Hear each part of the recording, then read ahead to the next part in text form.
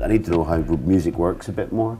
About the new album, what starts a new album off for you?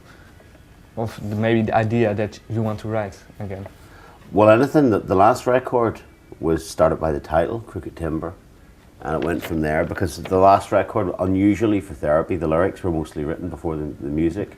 Which with Therapy, it's usually the other way around. Usually what we do is we get a lot of the music written and then I'm desperately trying to come up with lyrics, near the end of the time. The last time, I'd written most of the lyrics first. This time round, it's about rhythm. So we've written 7 songs. We've got 3 that we're going to finish after this tour, and we're starting off with little bits of rhythm, a bit like we did with Crooked Timber. And that's what's we've got one which is a kind of swing rhythm, like a jazzy one. We've got a Jamaican dancehall rhythm, believe it or not, on one of the tracks because we were listening to kind of The Bug in this song called Angry. And that's the ground, and then we come in with riffs and bass lines over the top of that.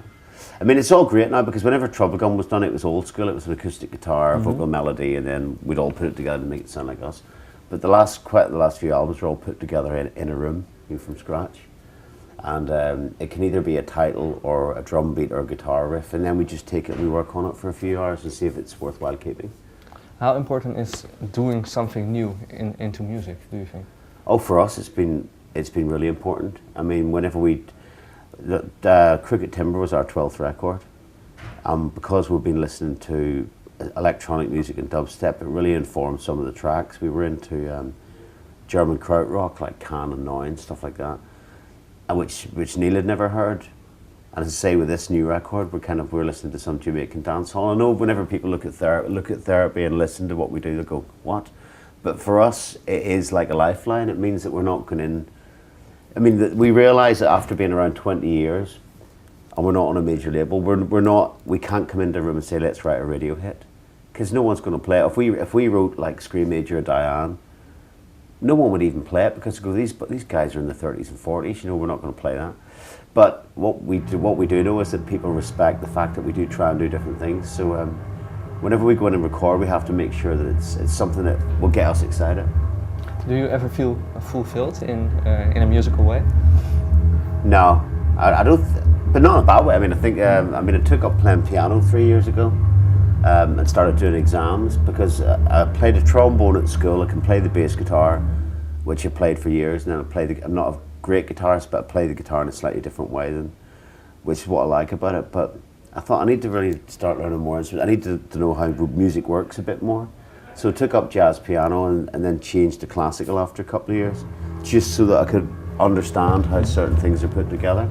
And that was amazing. I mean, that completely refreshed me about music. It made me listen to certain types of music that I would have never listened to in a million years, and look at modes and harmony and chord structures in a completely different way.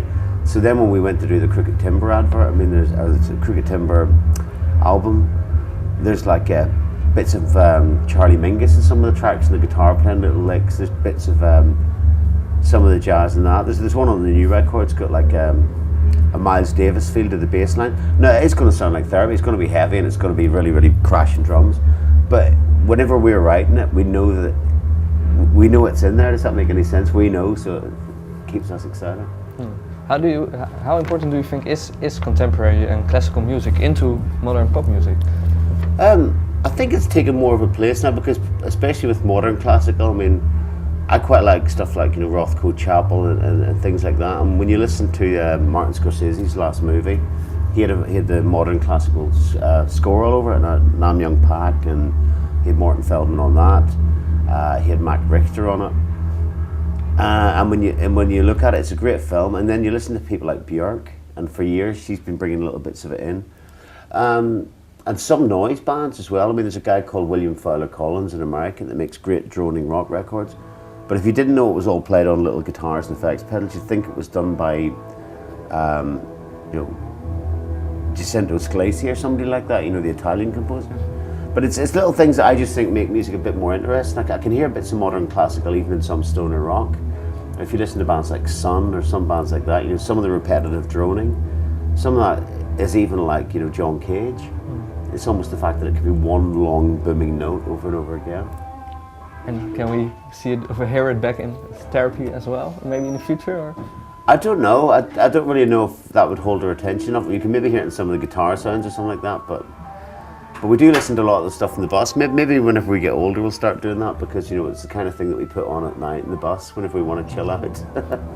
Okay, well, thank you very much. You're very welcome. Thank you.